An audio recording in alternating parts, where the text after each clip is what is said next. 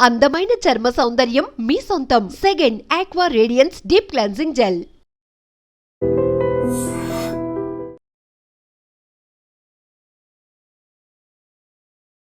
అమెరికాలో జనరల్లీ అయితే ఈ మధ్య కాలంలో కొన్ని యాక్సిడెంట్స్, రోడ్ యాక్సిడెంట్స్ అనుకోండి, లేకపోతే అనుమానాస్పదంగా చనిపోవడం అనుకోండి, ఇట్లా మిస్సింగ్ కేసెస్ అనుకోండి, లేదంటే ఎక్కడో సూపర్ మార్కెట్లనో ఇంకెక్కడోనో వీళ్ళు పనిచేస్తున్నటువంటి ప్లేస్ లో గన్ ఫైర్ జరిగి కాల్పుల దాంట్లో మరణించే వాళ్ళ సంఖ్య ఈ మధ్య కాలంలో చాలా అంటే చాలా ఎక్కువ నమోదవుతున్న పరిస్థితి. కానీ ఇది చాలా చాలా డిఫరెంట్. యాక్చువల్లీ ఒక భారత సంతతికి చెందినటువంటి వ్యక్తినే మన భారతదేశానికి సంబంధించిన వ్యక్తే అందరూ చూస్తుండగా డే టైంలో అట్లాగే బస్సులో ప్రయాణం చేస్తున్నటువంటి టైంలో చంపడం అనేది ఇప్పుడు కలకలం అయితే క్రియేట్ అవుతోంది. యాక్చువల్లీ ఇది ఎక్కడ జరిగిందంటే టెక్సాస్ కి సంబంధించిన రాష్ట్రంలో జరిగింది.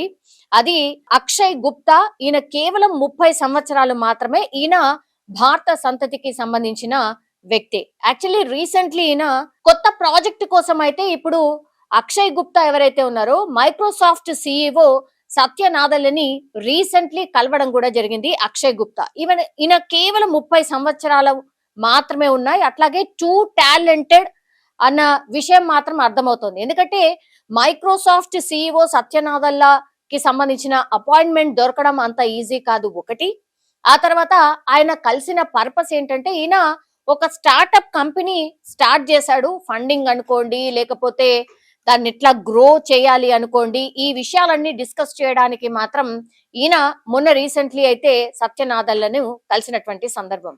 కానీ కోపం ఎవరికి ఈయన మీద మరి ఇంత దారుణంగా హత్య చేయడానికి రీజన్ ఏంటి? అది కూడా మన భారత సంతతికి చెందిన వ్యక్తే ఈయనను ఎందుకు హత్య చేశాడు అనేది కూడా ఇప్పుడు పెద్ద క్వశ్చన్ మార్క్.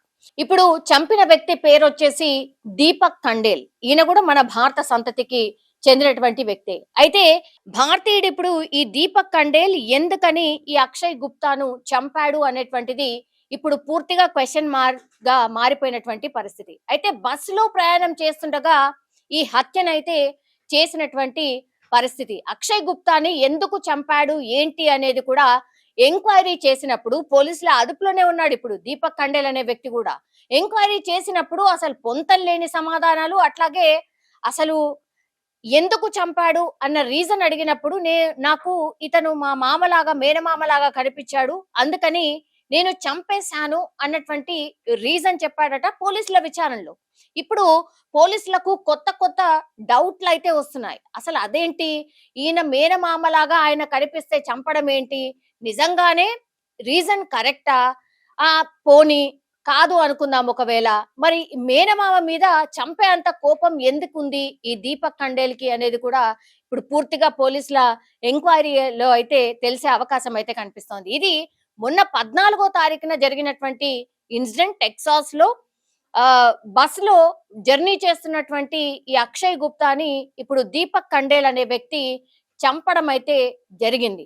సో దీంతో పోలీసులను అదుపులో తీసుకున్న తర్వాత ఈయనకు అయితే క్వశ్చన్ చేసినప్పుడు మరి ఈ ఆన్సర్ అయితే వచ్చింది. దీని మీద పూర్తి స్థాయిలో ఎంక్వైరీ అయితే పోలీసులు చేస్తున్నటువంటి పరిస్థితి.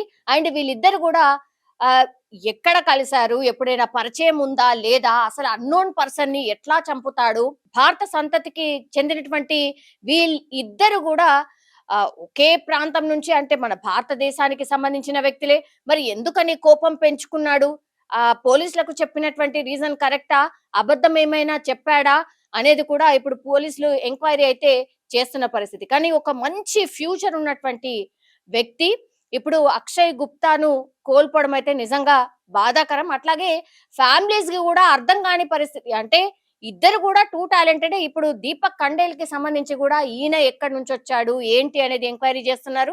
కానీ అక్షయ్ గుప్తా మాత్రం ఆల్రెడీ నేను ఇంతకు ముందు చెప్పినట్టుగా ఆయన ఒక స్టార్ట్అప్ కంపెనీకి కో ఫౌండర్.